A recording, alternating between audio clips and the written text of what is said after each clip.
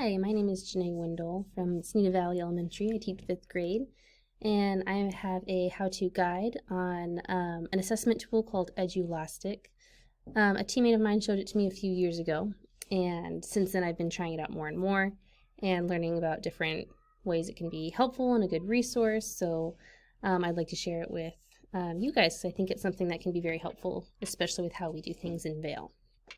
So Edulastic is basically just like I said, an assessment tool. I like it because it's built very similarly to ASA. So when students are using it and looking at it, it's going to feel a lot like what they do on ASA, which has two benefits. They're familiar with the tools and with how it looks, but it also will just make them more comfortable on their practices, like their test. Then they're bound to perform better. So it works that you can create your own questions, or you can select some from an item bank. You can search by topic or standard. There's lots of question types like written questions, multiple choice, drop-down menus, math questions. And then you can give live feedback to students, like personalized feedback. You can see their progress as they work through it. You can even see how many seconds they spent on each question. It does some auto grading, but then for things like written responses, you can go back and input grades, so then it'll show it the new updated grade after you input it. So there's a lot to this tool, and it takes a while to fully understand it. But my goal today is to give you some of the basics so you can get started and then experiment with it on your own. So as I go through this, I would like for you to follow along and do some of these same things with me. If you need to pause and take the step that I'm talking about right now and play when you're ready for the next step, feel free to do that. So our first step is to have you make your educator account. So I already have one, so this step is basically the only piece that'll look a little bit different. But we're going to go to edulastic.com. It'll look something like this. There's a second type of Edulastic that's school specific. If you go to it, it'll have like a bulldog or something on it. It's not going to work. So make sure that you have the right one. It'll look like this. You'll click join for free as teacher, and then you're going to, oh, well, I already have one, but you'll sign up with Google and you'll just use your Vail account. So then on the side here, we're going to go to manage class if it doesn't already have you there, or under your dashboard it might show create a class. So that's what we're going to do. We're going to go in here and create our class, and we're going to start by naming it. As you can see, I have a couple of different classes I'm a part of.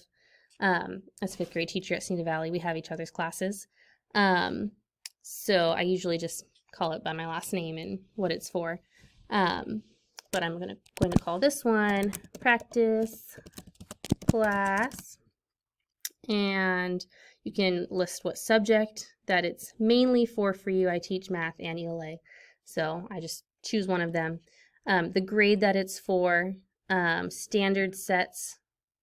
There's lots of options here. So there's ELA, Arizona ELA, let's see, Common Core, lots of different things. So I just have ELA Common Core set as mine. And then we'll create our class. Once we get here, then we'll be able to start adding students. We're under the add multiple student setting already. But instead of Google usernames, I'm going to change it to first name and last name. It's important that we protect students' data and information, and we don't put their names and birthdays or anything personal out online without permission or without it being something approved by Vail. So in this case, we want to keep it pretty generic. So what I do is I just type student 1, and I have my class number, and I'm sure you probably do too. So number 1 is student 1, and then we'll click enter and do student 2, student 3, student 4, student 5, for all of the kids that you have in your class. And then once we have them all ready and set, we're going to click yes, add to class. And then we can click done. And it has auto-generated a username for the students. And now we have our class. We can see the class code to join it. We can see how many students are in this class, the teachers, if there's a co-teacher, which we can add co-teachers for. And then just some of the other details about this class. If you ever need to go add more students, you can do the same thing.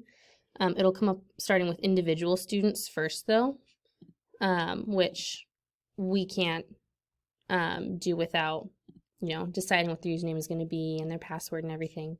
So I usually just come over here to add multiple students, and you can actually just add one still this way.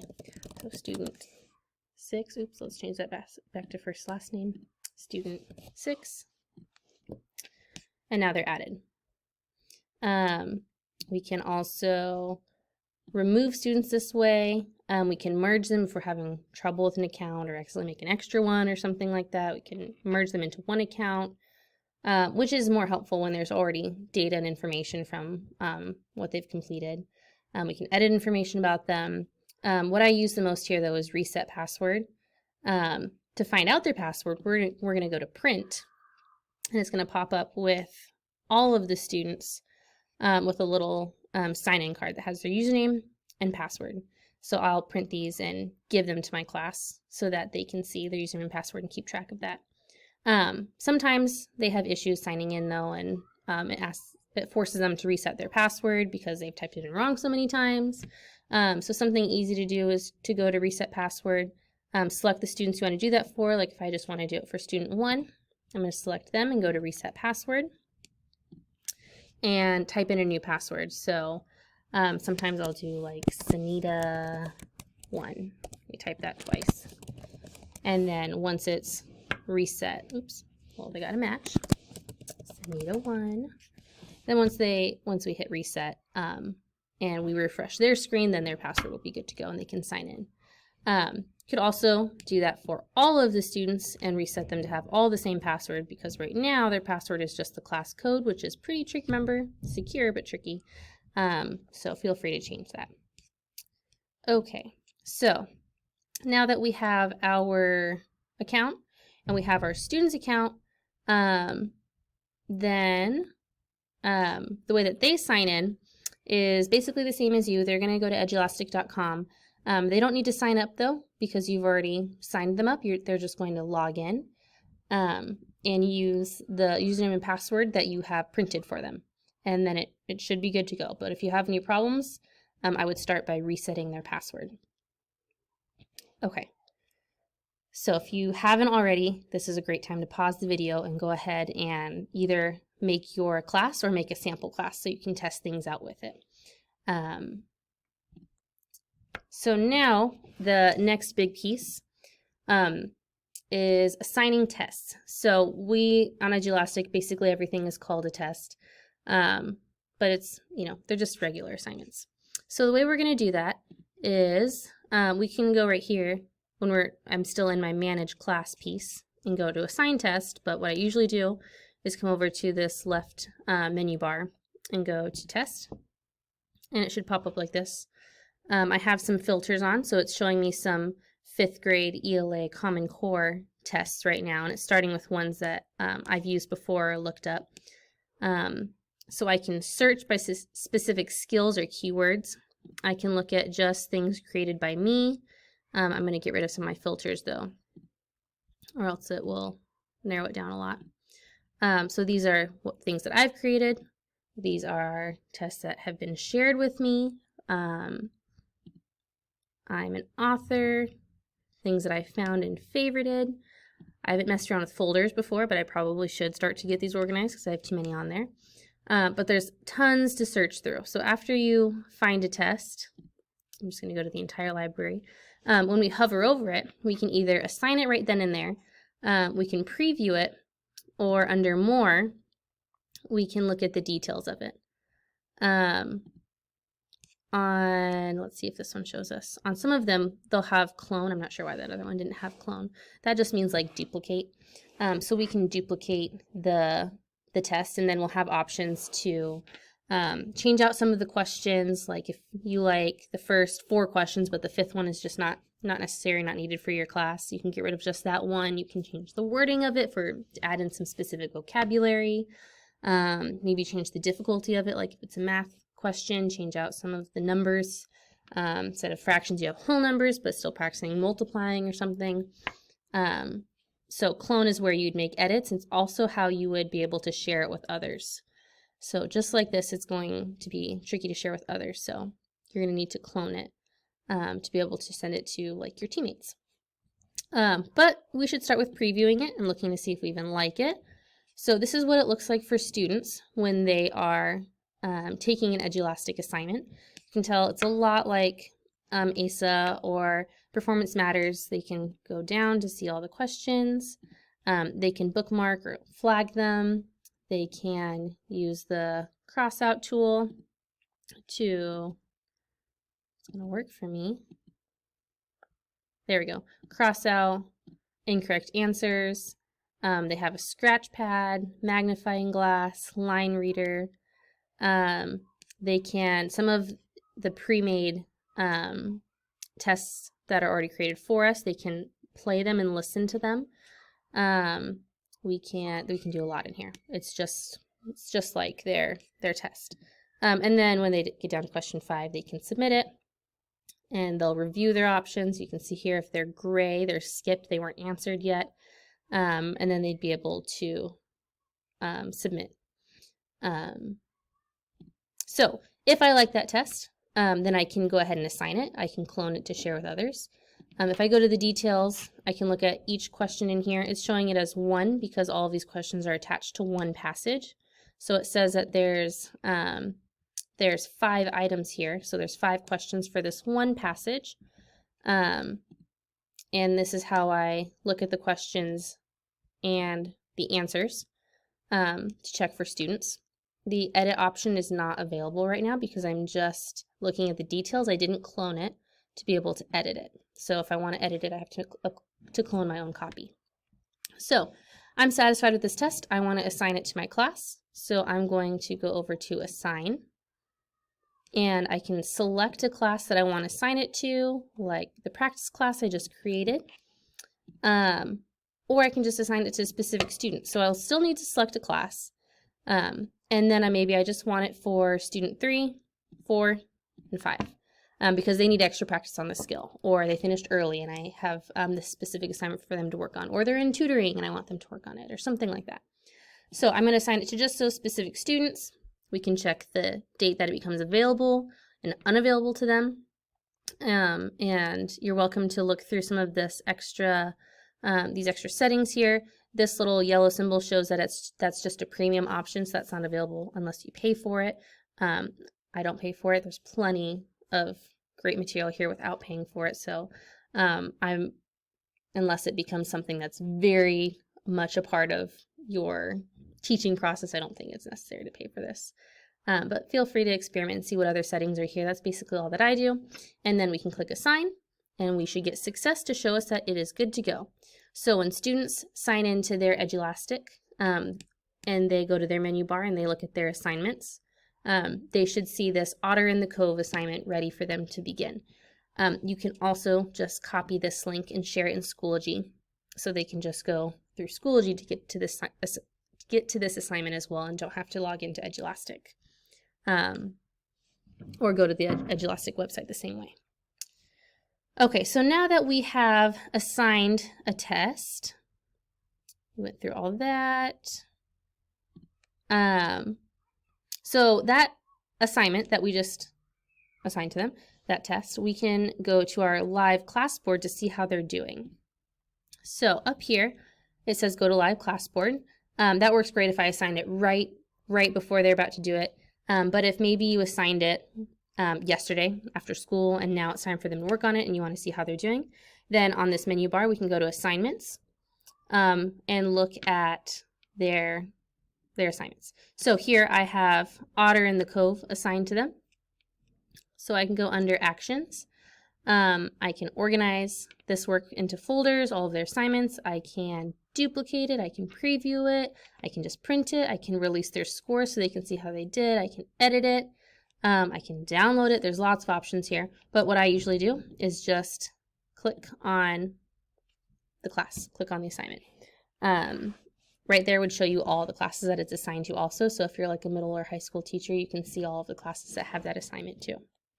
So this live class dashboard is going to show me how many of the questions they have correct, incorrect, partially correct, skipped, or if they need to be manually graded.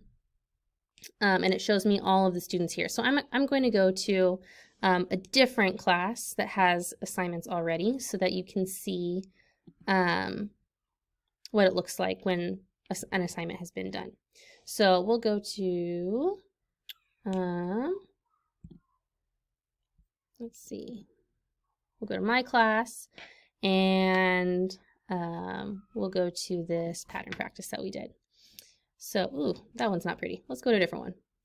Looks a little more exciting. Order of operations, that sounds good. Okay, there we go. That's a little bit nicer. So we can see here that everyone got question 1 correct. Almost everyone got question 2 correct, but someone skipped it. There's a couple people that got question 3 wrong, a little bit more for question 4. Question 5, I can see that they really struggled on question 9 and 12, so those are probably the 2 I'm going to want to go over the most. There's an average of 63% right now. That's including questions that have been skipped or are partially correct. They're counting those as wrong. So and it's hard, this isn't very accurate until it's actually done. But I can also scroll down here and see how each student is doing on the test so far. So I see student 12 has all of it right except for the last question. Student 11 was really struggling on this one. 10, 13, 14, 17, they haven't started on this one. They might be absent. So if I want to look how a specific student is doing, I'll click on student, we'll look at student 18. So this is just, the student card right now. So I see that they have 9 out of 12. It took them 30 minutes. I can see the day they submitted it on. I can see each question that they got wrong. If I click on the question, it should take me right to that one.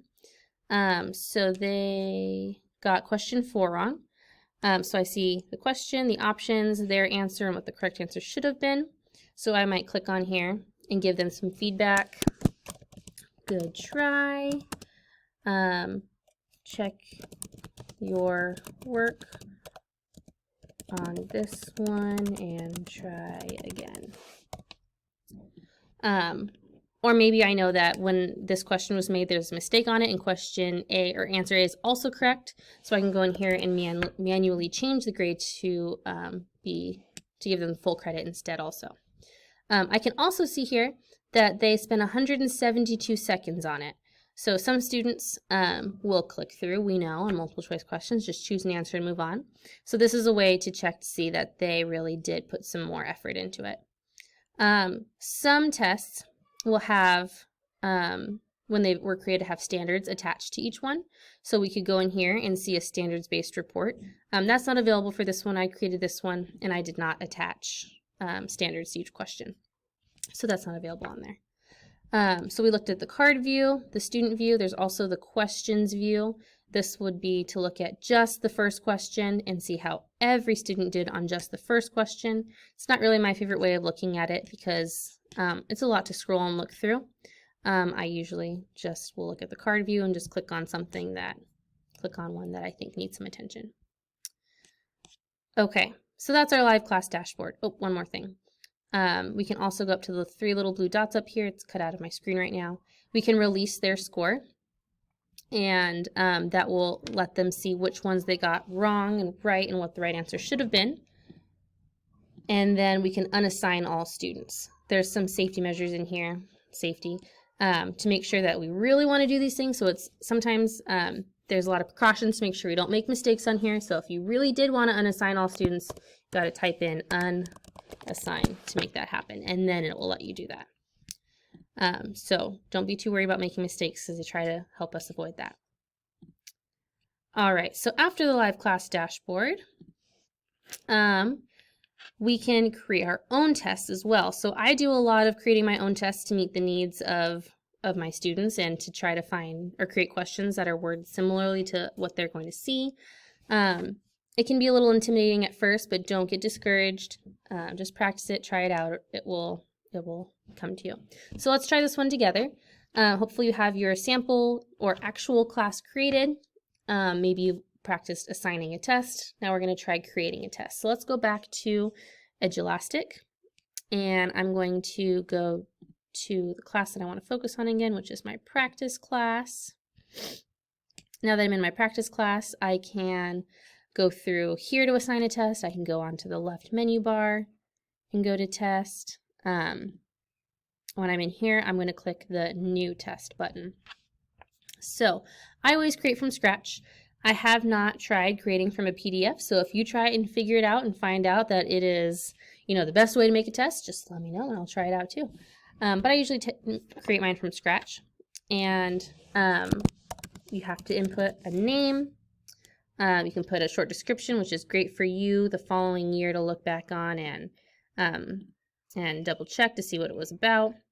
We can change the picture here so it stands out to students, but it will automatically update to something that's math themed or science themed, and it will circle through a couple different ones, so it'll already automatically look different than the previous test if you don't go in there and change it yourself. So after we have some details about the test in there, then we're going to add some items. So there is an item library already. So here's an entire library. It's showing me 5th grade questions. I could focus on just math. And I did this when I was teaching coordinate planes because I did not want to have to deal with trying to create a coordinate plane on here. So if I search there, it will show me some questions that are already made, like graph the point 5, 6 on the coordinate plane. And if I click on it, I can see a little more information about that. So here's a preview of just this question, graph the point 5, 6. So I can see that students will just have to click on point 5, 6 to try it out. I can show the answer, which if I scroll down, it will show me the correct answer on here and what it should look like. So I like this question. I'm going to add this to my test. So now that's added to my test. I can go to, I'm going to get rid of some of these filters so that it doesn't limit what I'm looking at. I can go to created by me, and I can look at just questions that I've made and see if I want to add those ones. So here's one that I made. I'm going to go ahead and add that to my test also. If there's no question that's already created, that works for you, then we're going to create a new item. This part I think is pretty cool because there's so many options on here. There's multiple choice questions, multiple selection, true or false, inline, block layout. I have not tried all of these. There's just too many on here. Fill in the blanks, classify, match, and order. Writing, we do lots of practice writing on here to get them prepared for benchmarks and ASA. Passages, I'll show you more of the passages later. Just highlighting, shading, drawing. Math, lots of math questions on here. Graphing, charts, multi-part questions, and then just instructions. So we're going to start with multiple choice. So for a standard multiple choice question, you're just going to put in your question right here, and then you'll put your options, 1, 2, 3, 4. You can delete them. There's a little trash can that's hidden on the side here for me, but you can delete a question or an option if you don't need that many. You can reorder them if you want to mix them up a little bit more, and then you're just going to select whichever is the right answer. And then you can preview it to see how students will look at this question. And then this metadata is pretty cool. This is what I have not taken too much time to fill out before, but if you do take the time when you're creating the questions, it can be really beneficial for you. It has the grade, it has the standard. So I was doing coordinate planes. I think that's MDC. No, let's try graphing. Graphing. Coordinate planes. Well, that's not working. So I clearly need to look through there a little bit more. Oh, there we go. Okay. Algebraic thinking, base 10, fractions, measurement and data. Awesome. Okay. Line plot, volume, so many volume. I think it's under here. We'll do number patterns. Okay, so now I have the standard applied to this question. I could select the depth of knowledge, skill concept, the difficulty level. This one's pretty easy. We don't do Bloom's taxonomy much here, but totally can. Let's see, I think it's just apply. And then we could save it. Now this question's good to go, and it's added to our test already. So I've added my items. I can review them here. I can change the order of them if I want them to be in different places. I could delete them. I can preview them. I can change the point value if I want it to be worth more points for certain questions. I can see all of the grade levels it's supposed to hit here, like the pre-made question probably was labeled to hit some other grades, so it shows a bunch here. Behind my face, there is a summary of how many points it's worth altogether, the standards it addresses, and how many items are on there. If that is good to go, I can share this with others. I usually just go to publish because that saves it, makes it ready to go automatically. You could also, there was a save button back there, so you could have just saved that if it wasn't ready to be published. And then I usually, because I usually share this with my team, I go down and I change it from my private library to everyone. And then when we click share, then we can copy that link and I'll send that to my teammates. You could also do individuals and just type in the teammates or the people that you want to share that with, but they have to already have an Edulastic account for this to make it to them. Okay. And then once I have that published, I can go ahead and assign that the same we were talking about earlier. All right. So the last piece of making an Edulastic question, I'm just going to show you the passage ones real fast. So if I was making a new test from scratch, one more test, practice test. So instead of multiple choice, we're going to go down to passage because this is the other kind of question type I use a lot. We can add videos here. We can add passages. If there's links in your passage, the links will stay live when they are assigned on here. You can add the title, the author, then the content. You can attach a Lexile level to it. And then you can save that one. You can add multiple passages, so you could have like 3 passages on here, which is part of why we use it for writing. So we'll add our multiple passages, and I can add the first part to this passage and attach a question to go along with it, or a writing prompt to go along with it. You can add multiple questions, part A and part B to it. After you're done, you can look at the layout and grading and change the order of it and everything, same way that we were doing before, but with multiple passages to look at the same time. All right, nearing the end of our Edulastic here. We talked about multiple choice questions, how to change the point to total, the metadata. We talked about passages. We talked about reviewing, publishing, and assigning our tests if you've created them or made a duplicate or copy of them, a clone. So that's everything I have to cover in Edulastic. Those are the basics of how we use it. There's a lot to figure out as you play around with it. You'll get some insights. Most of these are premium. I haven't messed with them much, so I'm not sure that we can actually play around with these much. Looks like there's a standards grade book. That's pretty cool. Help you grade. But I usually go to my assignments and tests and manage class. That's what I use the most. But try it out. Try assigning some things to your class. It's great for benchmark and test prep because it feels so much like ASA.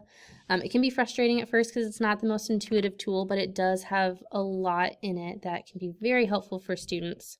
They get very used to navigating it. One thing I like to do is when I assign something to them, and I release their score to them and they can see what they did wrong, they'll get a piece of paper and they'll do some like test corrections on it and explain to me what the right answer should have been and why, giving me the evidence. But it's a great tool that I've loved using. It's especially great for older kids. I teach 5th grade. But I know that there's like 3rd, maybe even 2nd grade could get some use out of it. But don't feel too frustrated with it. If you have any questions, feel free to reach out and I would love to help you. If you have ideas on how else it can be used, or if you make some discoveries about it, let me know. But here is my email if you'd like to reach out to me. Feel free. And then I will make sure that this presentation is also available for you to flip through without having to watch this whole video again. But feel free to reach out if you have any questions. I hope that you find this helpful and it ends up working out well for your students. Thank you.